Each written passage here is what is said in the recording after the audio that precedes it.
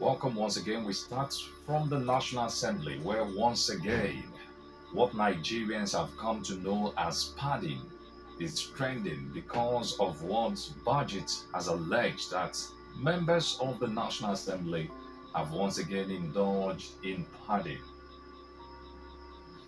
BudgIT, a civic tech organization promoting transparency and accountability in Nigeria, has stated that it has uncovered a total of 11,122 projects worth 6.93 trillion naira inserted into the 2025 budget by the National Assembly. Okay, the National Assembly is defending its actions. The Deputy Chairman, House Committee on National Planning and Economic Development, Clement Jimbo, dismissed insinuations that the National Assembly padded the 2025 national budget, describing such claims as completely false and rooted in ignorance of the legislature's constitutional responsibilities. Jimbo reaffirmed the National Assembly's legal authority to review, amend, and approve the national budget, emphasizing that the legislature was not or is not a rubber stamp for executive proposals. Of course, what do you expect? They will defend. But BudgIT is not a roadside organization. They have done their due diligence. Even though I'm not holding grief for them, but I've followed them over the years and I know their trajectory. For the National Assembly to say that they do not understand or maybe they are lying or then explain to us, bring out the facts, bring out the figures. That's the only way than just issuing statements and telling us we do not understand how you operate. Well, for me, does the National Assembly have the right to make inputs in the national budget? Yes. Do they have the right, the lawmakers, to say, no, let's take so amount of money here, Mr. President, let's put this one here? The answer is yes. Nobody's disputing that fact. That is basically the reason why, at the end or at the beginning of every budget cycle, you see the executive prepare a proposal sent to the National Assembly for them to scrutinize and make necessary corrections. But our problem has always been with the insertions made by the lawmakers. What have they done with the money? Every year we hear of billions in constituency projects. When you go to these constituencies, do you see projects commiserate with the billions that we hear of every day? Just last week, a statement made by a member of the House of Representatives went viral.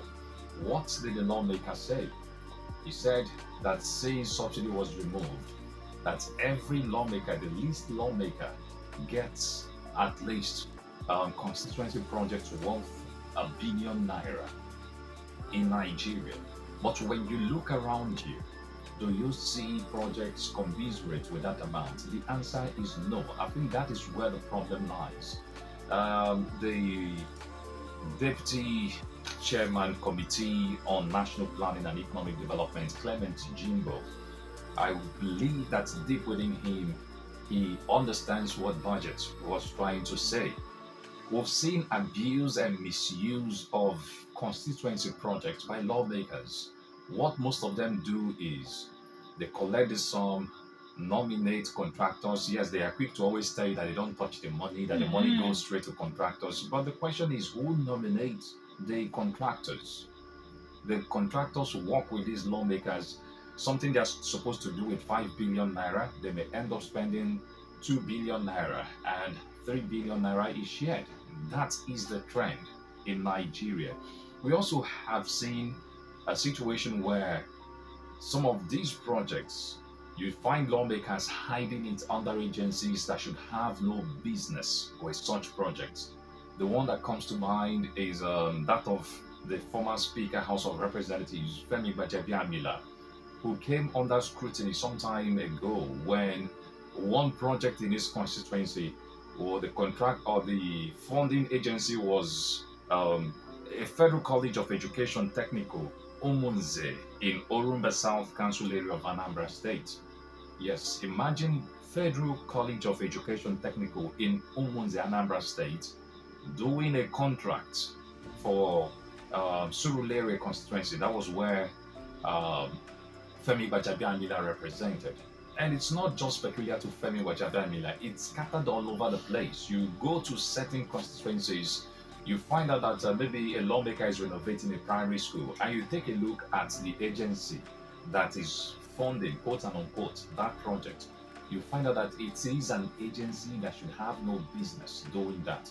So what these lawmakers do, they just look for opportunities. Okay, this agency, the amount being allotted to it for this year's budget is not much. I can afford to hide these projects, let's say 500 million naira, and they hide it. I don't think Nigerians have a problem with them making amendments or making inputs in the national budget. The problem is all these projects, over 11,000 according to budget, do we get to see them at the end of every year? The answer is no. So the lawmakers can do better.